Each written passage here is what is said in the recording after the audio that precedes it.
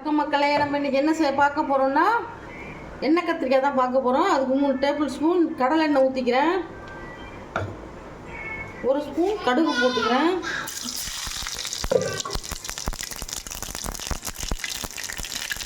கடுகு பொரிஞ்சதும் 1 கொத்து கருவேப்பிலை போட்டுக்கலாம்.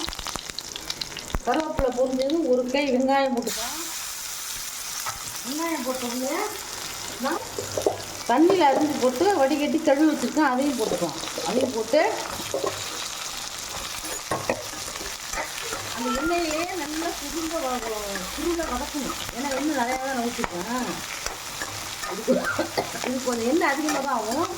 இது நல்லா சுருளை எண்ணெயிலே நல்லா வதக்கணும். அதுக்குள்ளே அந்த வெங்காயமும் ஒன்றரமாக வந்துடும்.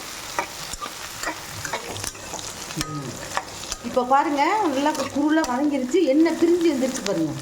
நல்லா எண்ணெய் எவ்வளோ பிரிஞ்சு எழுந்திரிச்சு பாருங்கள். இப்போ என்ன செய்யணும்னு கேட்டால் 4 கிலோ கத்திரிக்காய்க்கு 2 பெரிய தக்காளியை பேஸ்ட்டாக அரைச்சி வச்சுக்கணும். அதையும் கொட்டிக்கணும். அதை கொட்டி தேவையான உப்பு இப்படியே போட்டுக்கலாம்.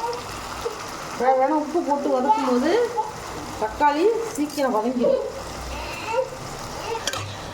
இப்போ பாருங்கள், தக்காளி உப்பும் போட்டு நல்லா வதக்கணும். கத்திரிக்காய் நல்லா எண்ணெய் பிரிஞ்சு வந்துருச்சு. இந்த ஸ்டேஜில் 1 ஸ்பூன் மஞ்சள்தூள், 1 ஸ்பூன் சில்லி பவுடர், தனி மிளகாத்தூள், குழம்பு தூளும் போடலாம். தனி மிளகாத்தூளும் தனி மல்லித்தூளும் போடும்போது அது ஒரு டேஸ்ட் கொடுக்கும்.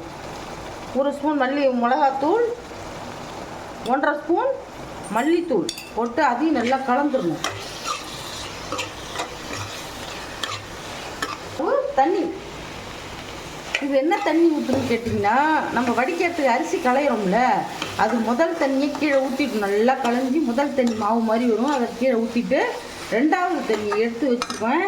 அதை இதில் ஊற்றணும். இதில் ரசம் வச்சாலும் சூப்பராக இருக்கும். பருப்பும் இதில் வச்சிங்கன்னா சீக்கிரம் வேகும். இப்போ வேணுங்கிற தண்ணி ஊற்றி நம்ம எல்லாம் போட்டுட்டோம். ஆல்ரெடி உப்பு காரம் எல்லாமே போட்டுட்டோம். இதை வச்சு ஒரு 10 நிமிஷம் மூடி வைப்போம். இப்போ எண்ணெய் கத்திரிக்காய்க்கு தேவையான தேங்காய், சோம்பு, வறுத்த நிலக்கடல, தேங்காய் ஒரு 1/4 மூடி போடுறேன். 1 ஸ்பூன் சோம்பு போடுறேன். வறுத்த வேர்க்கடலை சும்மா கொஞ்சோண்டு ஒரு 20 பீஸ் கடலை, வறுத்த கடலை தான் போடுறேன். போட்டு இப்போ எண்ணெய் கத்திரிக்காய் ரெடி ஆகிடுச்சு. இப்போ கடைசியாக லாஸ்ட்டாக என்ன செய்கிறோம், 1 கொட்டை புளி ஊற்றி அதுக்கப்புறம் என்ன செய்கிறோம், தேங்காய், சோம்பு, நிலக்கடலை போட்டு அரைச்சி குறன்னு இருக்கணும். ரவா மாதிரி ரொம்ப பேஸ்ட்டாக இருக்கக்கூடாது. அதையும் இதில் ஊற்றுறோம். அதையும் ஊற்றி அடுப்பில் சிம்மில் போட்டுருவோம். அடுப்பை சிம்மில் போட்டு நல்லா இப்போ பாருங்கள், எண்ணெய் கத்திரிக்காய் குழம்பு ரெடி ஆகிடுச்சு.